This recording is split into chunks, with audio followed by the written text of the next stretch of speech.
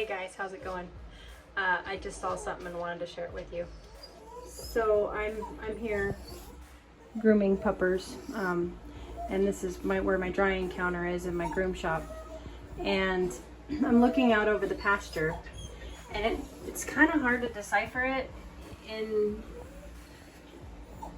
with the camera. But can you guys tell where the chickens last run on that pasture was? It's right there. All the way down. See that strip of green? Pretty cool. I just noticed it and I went, oh wow. I can really tell a difference in between where the chickens were and where the chickens weren't now that the field is cut and it's growing back. It's much clearer in person. The visibility in between the dark green and the lighter green. And you might also notice that you don't see any sheep on that pasture. The glory and peacefulness was short-lived. They decided that they were going to disrespect the fence this morning, so they're in the barn, and that is where they will stay. I will probably go back to putting vanilla and Oreo out in the net, but the babies they'll just be in until we have more permanent fencing. When the rotational grazing makes it back around to the other side, and there's permanent fencing all the way around, then I'll let them out there. But they can't go out in electric fence anymore because they have no respect and no idea that I'm just trying to give them a better life out on pasture and be a nice mommy, but they don't care. They just want to be bad babies.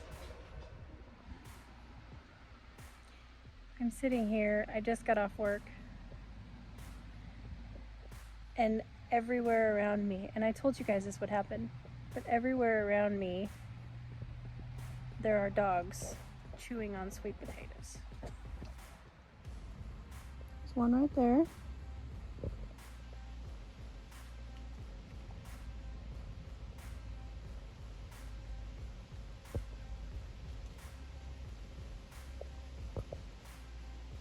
See, Rumor's got her sweet potato.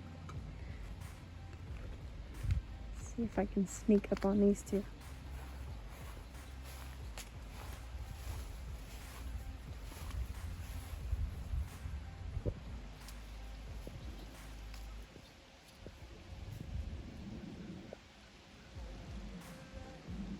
Also eating sweet potatoes.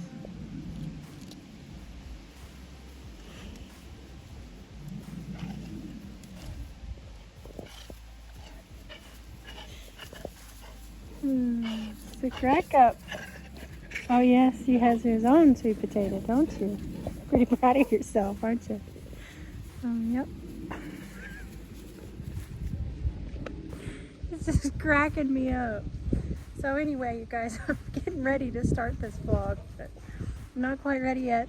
I need to run to the feed store, then I'll be ready, but I just had to show you guys that. Here is my daily harvest. We have some stalks and some celosia and dahlias and cone flowers, some other flowers. Look at this ladybug that made her way in. Oh, okay. So I'm going to go ahead and, we have okra, tomatoes, tomatillos still coming in, some dried beans that I let dry on the vine. And then some other beans as well, some purple potted pole. They're kind of fizzling out. So anywho, I'm gonna get my bouquets made up for the week, and I'll be right back. All right, and here they are. Simple farm bouquets in mason jars. Just what I had in the garden, and I'm not a professional at this, so I just put them all together, and I will just disperse them throughout the house, just to bring a little bit of joy and color inside the house. And these are straw flowers. Can't hear them right now because the chocolate morsels are making so much noise, but they have a crinkly noise to them. Okay. Anywho, there they are. So I'm gonna get them all set up in their spots. Next is the chicken stock. I need to get this. This is the chicken stock that we made the beginning of the week, and I need to get it canned up. So I'm just going through and removing. It's been in the fridge cooling, and I'm just going through and removing all of the fat, which has floated and solidified to the top. And I'm not super concerned about getting every speck of it, but you know, most of it. And then it's gonna go into the stock pot, and I'm gonna bring it up to a boil. All right, we got our canner on the stove warming up with 2 inches of water in it, and I've got all this on low because I've got to go out and feed really quick. The dogs need to be fed so they'll settle down. The stock is also on low on the stove, warming up. And again, I don't have any of this on high because I'm just going to run out there, and I don't like to leave anything on high. And the jars are in the dishwasher, and they are going to go in and go sanitize.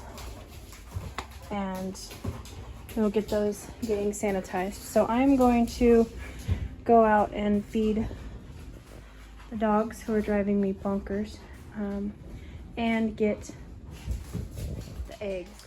I try to every week rotate the eggs from the farm stand. I try to rotate them through, and so I'll go get the eggs from the farm stand while I'm out there, and bring those in, start a batch of dog food, and get a new this week's eggs, get them out to the farm stand for the weekend egg rush.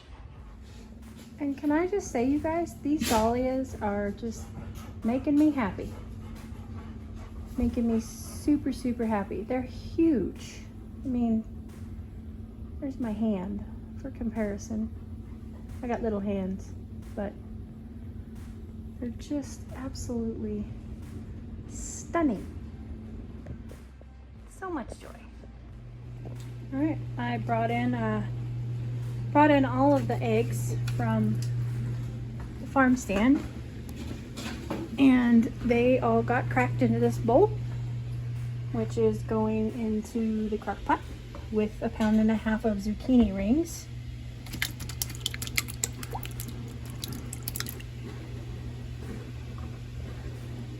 And I'm going to cook the rice separately in the rice maker because I always make a big batch and then just add it later.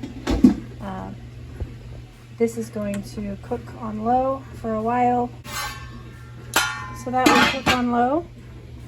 And we are almost to boiling on the bone broth, the chicken stock. The canner is almost boiling. Our dishwasher is still working. I have 7 eggs in my little eggy maker thingy, and my egg things are out and ready for new eggs for me in the fridge, and I need to get those eggs cleaned and in the containers and ready to go out to the farm stand. We got another 7 eggs in the little eggerator thing, and these are my already hard boiled in the ice bath. I get to have 5 in the fridge, and the farm stand gets to have 2 dozen and 2 18 packs. Rolling boil, 10 minutes. Pressure canner's ready, which means that I get to run my eggs out to the farm stand and then come back and put my stock into jars and put it in the pressure can. You guys coming? Oh, here, Missy Rescue. Here she comes. Oh.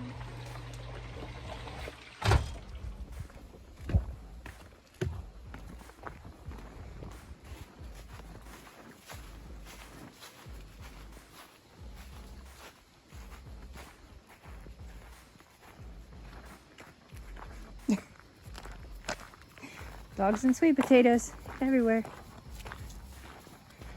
Chickens are still working on the vines. Sweet potato vines.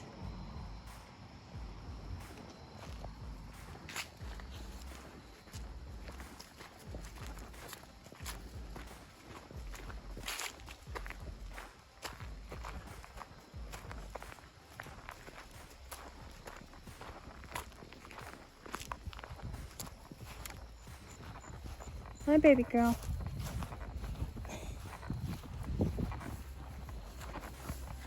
What are you doing? Huh? What do I got? I got a big scary green bag. Yeah? I think Billie Jean might be coming into her first heat. She's very talkative and a little bit rude.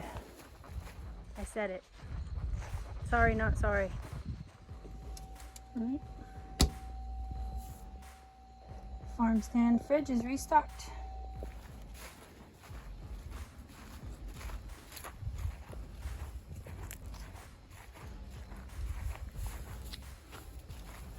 What are you doing, sister? What are you doing, sister? Besides being mad at the world. Huh?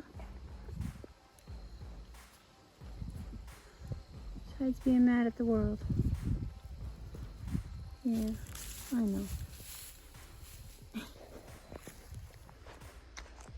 On that note, you guys, that is a good way for you to make money off of your farm. One of the best avenues, and I wouldn't say most consistent, but a good avenue is if you have a dairy animal, you can sell milk for animal consumption only, and you can sell eggs and things from your garden on farm stand. And it's not a lot, but if it pays for a bag of feed here and there, then it's something. Oh, the garden looks so empty. So sad. So used to it being so full of sweet potatoes, but they're all gone. These ground cherries, you guys, oh my goodness. Look at them, they're loaded. We are gonna have ground cherries coming out our ears here in no time. Nuh-uh. Look at that cutie patootie. Oh my goodness. Welcome to the world. Oh, little cascabella pepper. My poor stunted pepper plants. These are not normal pepper plants, you guys. These pepper plants are stunted. 100% my fault, but look at them. They're just jamming. Bless their hearts. God in the garden is good.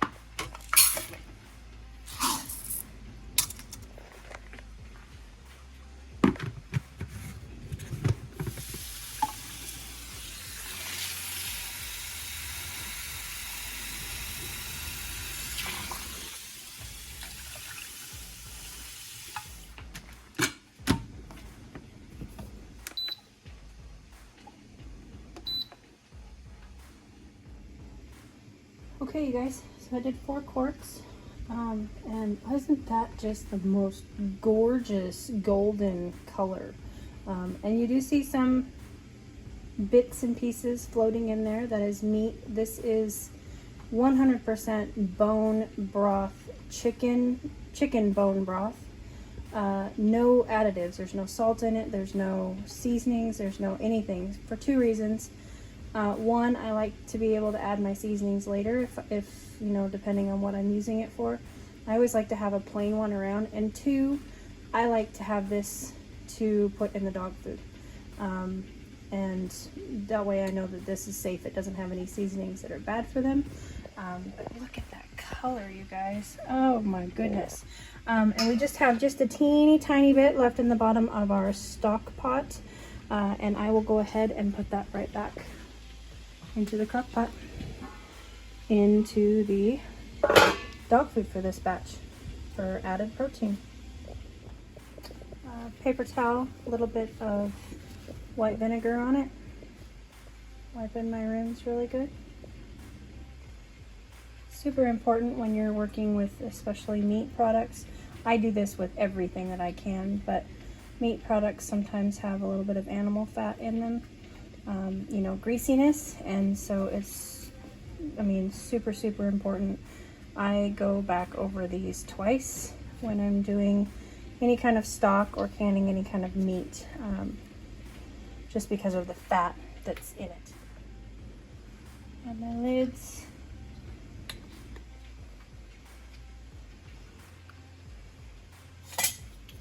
My rings, finger tight, and yes, you guys, that is a monstrous sweet potato in the background.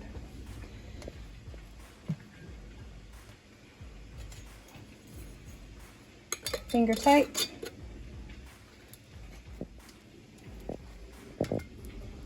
In they go. 1 inch headspace, in case anybody wants to know what chicken stock is at. You leave 1 inch headspace in your jars. That's how much air you leave in the top of your jars. So you only fill your jar up to where it has 1 inch left in the jar, and that is called headspace. That allows your liquid or food that is in your jar to expand, but not be siphoned out. It gives it room. Okay. Have these clams in there. 4. This canner holds 7. We only need 4. Lid goes on. Need to wait till she's venting, which is going to be pretty quickly because the water was boiling. This means that there's steam coming out of that.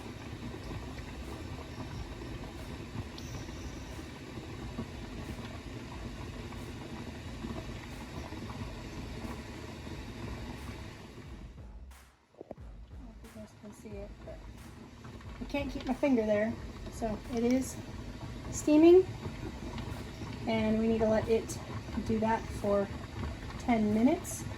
Do not put your weight on yet, like I was just about ready to do because I was discombobulated. Set your timer. 10 minutes. Let it vent for 10 minutes. While that is happening, I am going to get some cleanup done. Can I just say, you guys, that my little tomato windowsill is looking quite beautiful.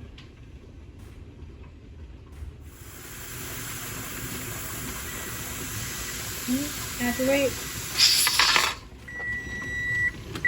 Turn the timer off, and I need to wait for it to go up to 11 pressure. Recipe calls for 10, but because of my elevation, I've got to go to 11. Important to make sure that you check your elevation before you start canning, and know how much you need to go up in pressure when you're pressure canning, and know how much you need to go up in time when you're water bath canning. Eggs are done, ready to go in the fridge, and Cheeky needs to be turned over.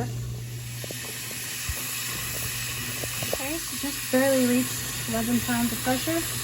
I am going to reach over here and turn my gauge down to 7. I'm going to up the stove down to 7. Set my timer. 25 minutes. How long quarts need to cook for pressure canning chicken stock. And now I'm just going to keep a really close eye on that gauge on that canner.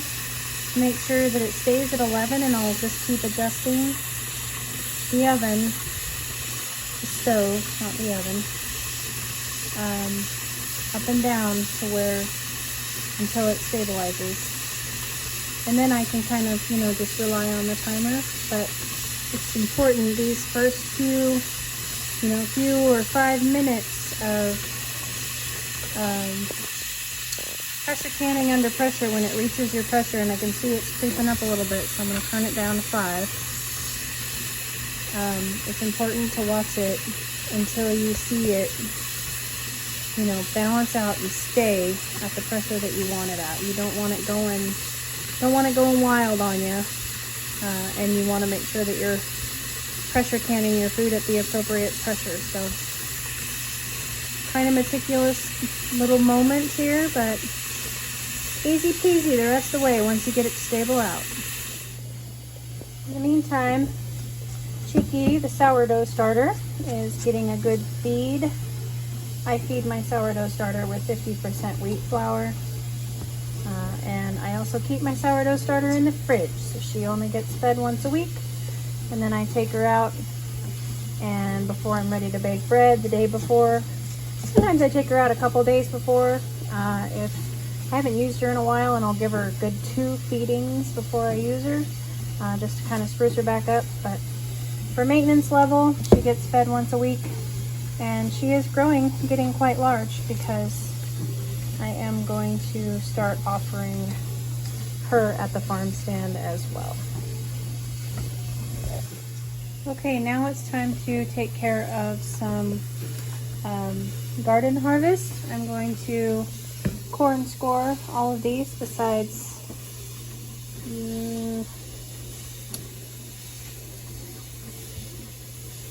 these guys over here. These guys over here. This is the Phil's 2 tomato. It's a very funky heirloom that is fun to grow just for the ambiance, the uniqueness of it, just having a cool tomato in your garden. As you can see, it ripens to a yellow-green. But this is not a good candidate for canning. So I'm going to go ahead and chop this up, and of course we've had some rain, so we've got some splitting. So I'm going to go ahead and chop this up, and this is going to be my dinner tonight. The rest of these I will core and score, take all the bad spots off if they have any cracks or any bad spots. I will do that, and then they will go in a freezer bag in the freezer.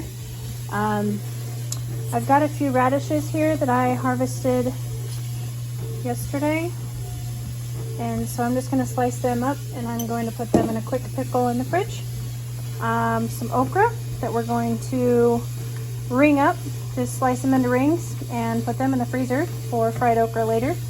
And the tomatillos are still slowly coming in. They're getting pretty small. This is the Chapon de Malinalco tomatillo, and they are still coming in, but they're getting smaller, and they're starting to get kind of shaggy and weird. So I'm going to go ahead and clean these up, get their skirts off, cut any bad spots off of them if they have any, and get them in the freezer to potentially use in either fresh salsa over the winter or another round of salsa verde. I've already made one round of salsa verde, but I'd like to make a more mild one. So anyway, those are going to go in the freezer until I have enough to make a batch, or until I feel like making something fresh. So that's what I've got to do with the garden harvest from the last couple of days, not including the gigantic sweet potato harvest, which we have not addressed as far as anything. I have put it out to dry on tables in the garage, and other than that, I haven't done anything with it. It's fine, they're curing, and so we do still have sweet potatoes to think about. Alright, I'll alarm this one off.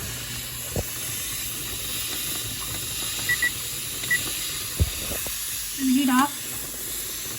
Let that baby cool to 0 pressure all by itself. Meantime, over here, I've got my dinner sliced up. Isn't this just the coolest thing? Not one slice is the same. They're all very different. Isn't that just absolutely beautiful on a plate? I love growing heirlooms. And for those of you who do not know, I'll give you, because I don't think we've ever done this inside. Queen of the Night, Brad's Atomic Grape. I do not get much purpling on my Brad's Atomic Grape because this is very much in the shade. Not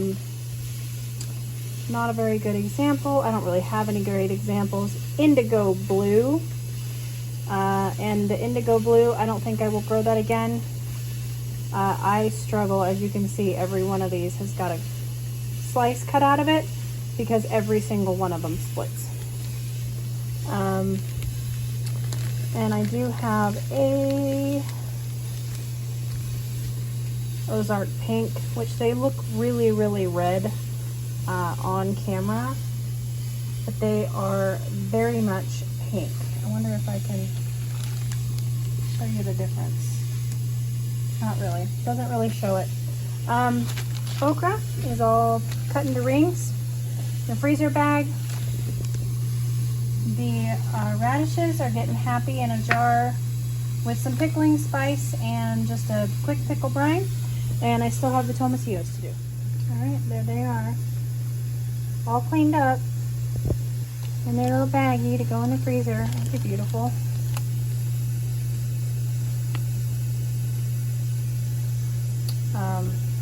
Absolutely outstanding tomatillo. I love eating it fresh and cooked. Very, very good tomatillo. Very sweet. Okay. All right. Rice cooker's done. That's good. This is down to 0. Pull that off. Timer. 5 minutes.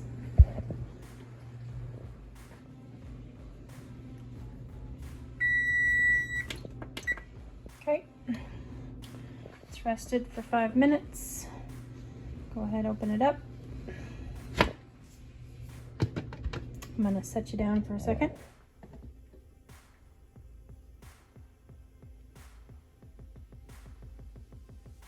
Take the lid off. Always open the canning lid away from you.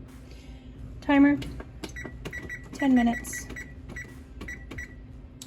Let them sit in there and cool down just a tiny bit more, and then we'll take them out.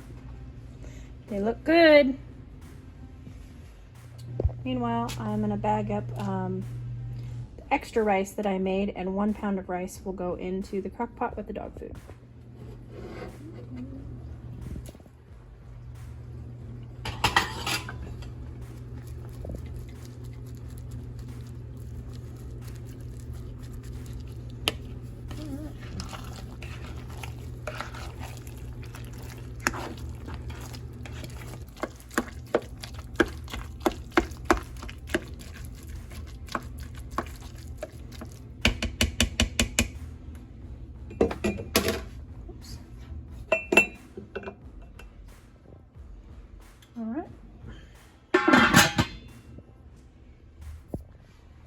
While I'm waiting for the canner, I'm going to go ahead and take out to the freezers this dog food, this extra rice for dog food. I've got a full bag of green beans here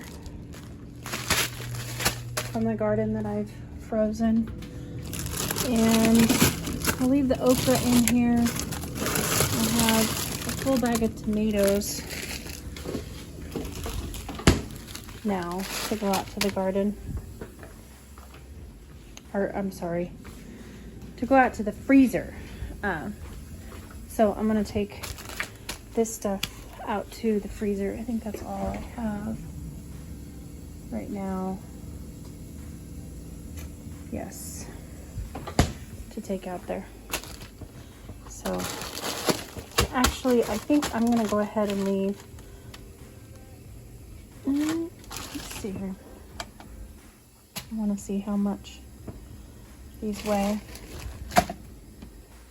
11.5. Yep, I'm going to keep these in here because they're not quite 1.5 pounds. I like to keep the stuff in the freezer out there that I'm working on right now in 1.5 pound packages.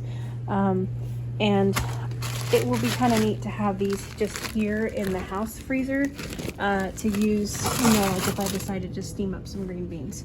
So I'm gonna leave those there. But I'm gonna take these tomatoes and this extra rice for dog food out to the freezer. I almost always take my stuff out on a cookie sheet. This is a pizza sheet, but it just helps keep it flat. And I'll show you why I like to keep it flat when we get out there. So this is why I like to keep it on a cookie sheet in the freezer, and so it freezes flat or remotely flat. And then up here I have all of my different frozen things, and it just allows me to stack them in. I pull these out.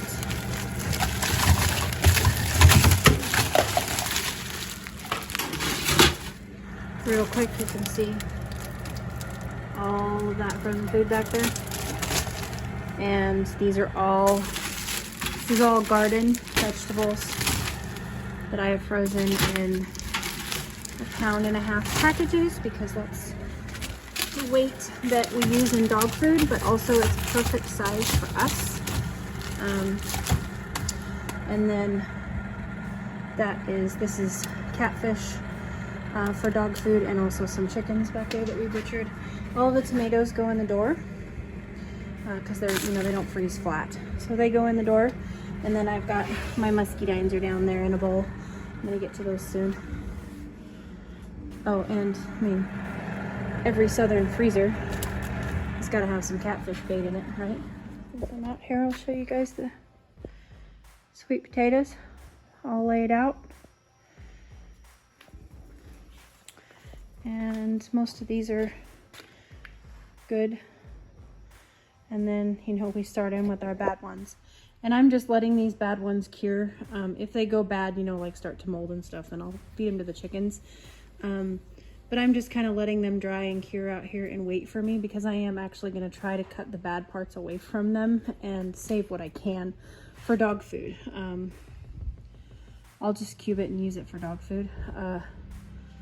But I want to give these a chance before I just throw them completely to the chickens. And that whole table. And these are all bad ones as well. Split in some way, or, you know, have a bite taken out of them. Something. These are bad, but like in fact this one I'll pull tomorrow morning. It'll go to the chickens. But I want to give, like this, see this healed completely over, and the rest of the sweet potato, I mean, other than some holes, it's fine. So if I can chunk that, you know, cut the bad spots off, chunk it up and use it as dog food, why not?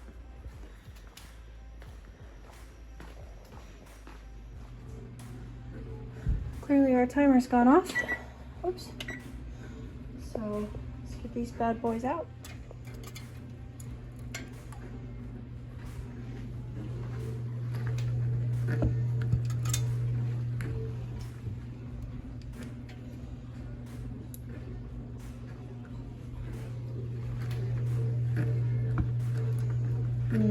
Color is outstanding.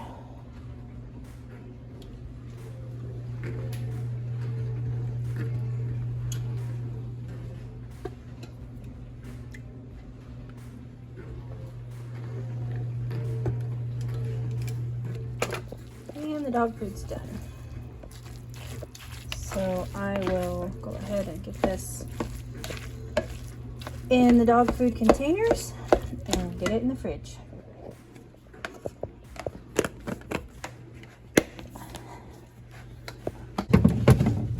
Set that in the fridge. There they are. Pretty proud of them.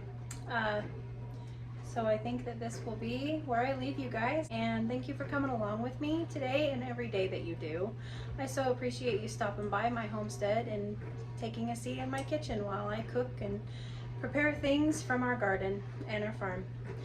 I hope you guys had a great day. Have a great weekend. I'll catch you on the next one. Yours truly.